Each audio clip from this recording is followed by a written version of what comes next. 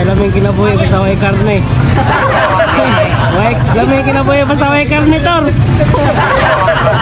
Nga.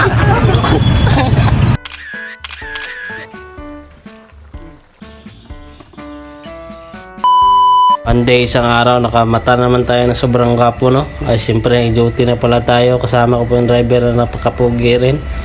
Kaya ko, kaso marami pang buhok na natira sa akin kung hindi kagaya sa kanya. Joke lang. At siyempre, nag-rubing na tayo. Hindi na natin nagdugay. Pinictura natin ng area para clear talaga. At pagdating ng tanghali, 12:58, napakagutom naman talaga. At ito, nagkagod ng lubi itong isa, buti. Ngayon, lubi ang kinagod nito. Mamaya, iba ng kakagurin nito. Ayan pala siya, mga hito. Hindi ko na nabidyoan yung dinakop na hito ni Kuya Binauro. Medyo nagpabuhi muna tayo dito kay Kuya Binauro, no? Marami kasi siya mga lagang isda dito, guys. Kaya medyo nagka-pudripan.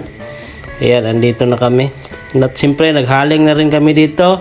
Sa tabi ng pispan. Aguy! Dami-dami talaga ng isda.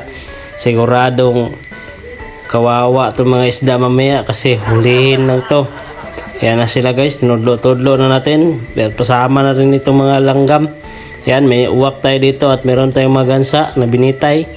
Gansa ba yan? At ayan na nga, paborito ko rin ito, guys. Ayan, meron pang sili dito sa tabi. Napaka-perfect talaga ng area na to. Approve ba? Yes, approve. At siyempre, medyo mataas-taas yung oras natin. Alauna pa tayo babalik sa duty. Kaya nagkalot muna tayo ng wate. At tingnan natin yung niluto nila na Taiwan hito. Ayan, masarap na talaga yan, guys. May mga ricados na. Yan na. Ang luto pala dito ay mga master chef. Tingnan nyo naman, binudbura na nito ng binudbura na ng lapok. Siguro ito, magibulbul. At siyempre, naghugas na ng kalaha ang isa na napakapugi. O yan o, taga Brobo. Shout out sa taga Brobo. Dili ka balamuhag isda ng kagwangan eh. Ayan na, niluto na yung sili. Tinago lang sila at siyempre ang isa hindi pa natapos magkagod ay magluto doon sila biko niya, pero napase na may anay kay wala may kaulat biko kaya di na makayag kaon. Nabangan na rin nila magluto itong Taiwan, no? May mga iba't ibang klaseng ricados kasi yung lutuin namin dito.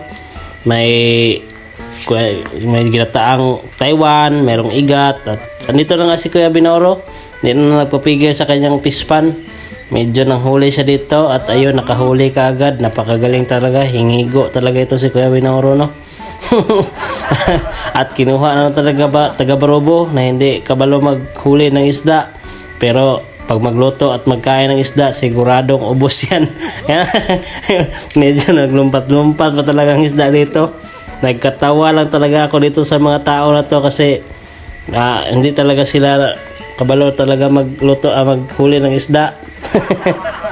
Napakahayabang ko naman. Sa totoo lang, wala naman talaga akong ginawa dito. Puro lang ako video-video. Pero hindi ko na nabidyohan lahat kasi medyo nagtabang-tabang din tayo dito. Magsinamok-sinamok din tayo dito, no? At andito na nga yung isang manghuli at nanghuli niya kay baby pa. Kaya baby pa talaga yung nahuli niya. Kaya medyo sabi namin ibalik pa kasi maaari pa tong lumaki at bumalik muna sa kanyang nanay at magsuso muna. At siyempre hindi na ito nakakuha. Tingnan niyo naman dito. Ayan, naglaay na siya. At itong isa naman nagtaod ng wate. Bali 1 hour din to and 35 minutes. Medyo hindi pinalad to maghuli ng isda, pero palutuin ng isda to. Napaka-champion ito.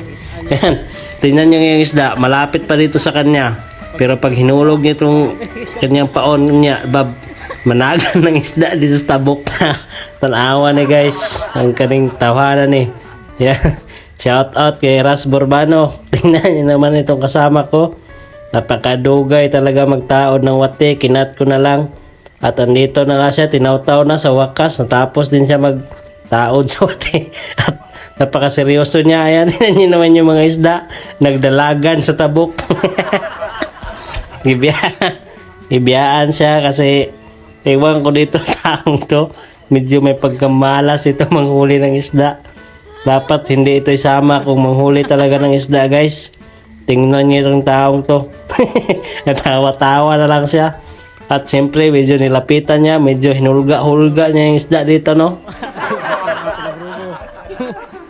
Layo ugod sa pa. Nagan ba? Hadlok.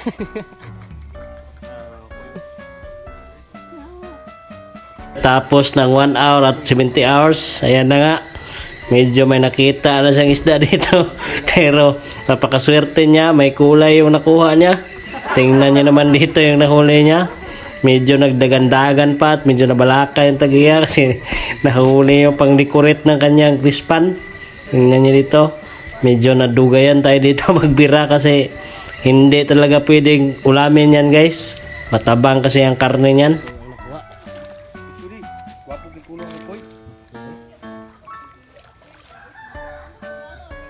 Sa kadaghan tilapia, kuy gid na nakuha. Wala man ka masulod sila ron. Ah, bira. Di? Okay.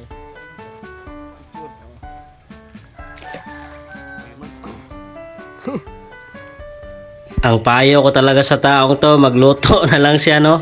At tiningnan ko dito yung nilataan na Taiwan hito. Ayan na, medyo nagbukal-bukal na talaga siya kasi mainit-init na yung kalaha.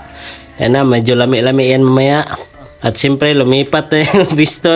Isa, medyo nagtakbuhan din yung mga isda. Natakot talaga kasi hinulga niya ng kutsilyo at meron tayong dalang granada yan. Medyo pag hindi nagkain yan, lalabayan ng granada, ubos talaga.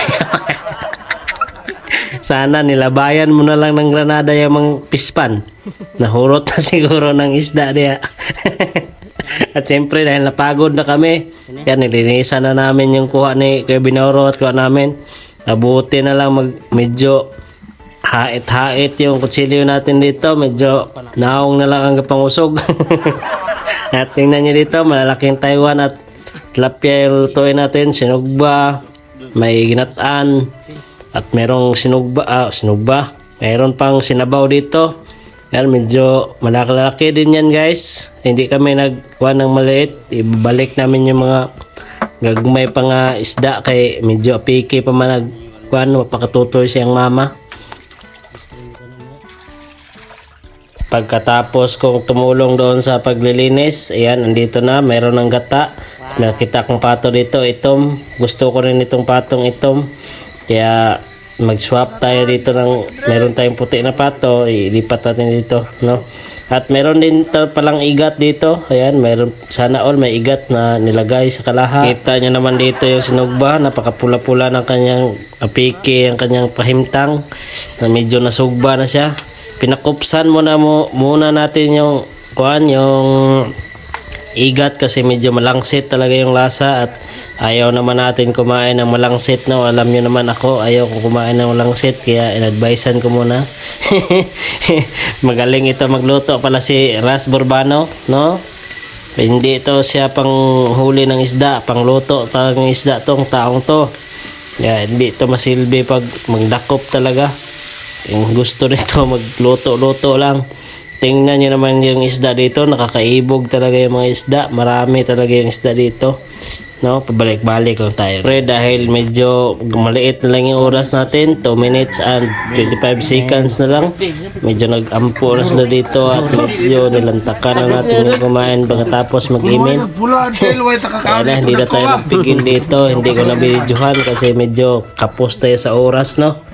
Binirahan na natin ang dapat birahan at nagkuha ako dito ng Taiwan na gilagyan ng gata. Medyo lami-lami talaga siya. Tingnan nyo sa plato ko, kunti-kunti lang yung kinuha ko kasi medyo naulaw pa ako diyan. Pagkatapos kumain, tingnan nyo naman, tikalbong na ang bahaw. At siyempre balik na tayo sa ating pwesto sa may Bastap Lumbo. Tingnan nyo dito. At hanggang dito na pala yung video natin. Maraming salamat. Bye-bye.